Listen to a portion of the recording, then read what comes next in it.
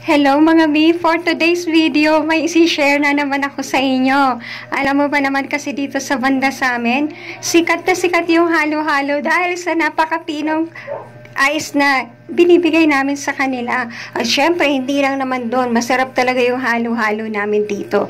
At yung ice crush na yun, dahil dito sa ice crusher na ginamit namin. Alam nyo bang 2 years na sa amin to mga auntie ko? 2 years na namin gamit to at until now, functioning pa rin. Sobrang tibay ng ice crusher na to. Talagang nagagamit namin. Very useful to us. Ito nga pala yung button mga mini to ha. Ayan yung button yan. At yung nakikita nyo na yan, metal yan.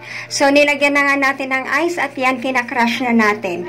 So nung crush na natin, nakita nyo mga mi, ang pino ng mga ice, diba? Nakakatuwa.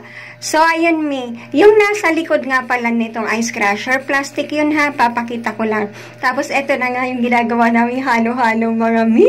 Talaga naman. Talagang makikita mo marami talagang buibili nito. Kung gusto mo, ilalagay ko rin yung yellow basket dyan para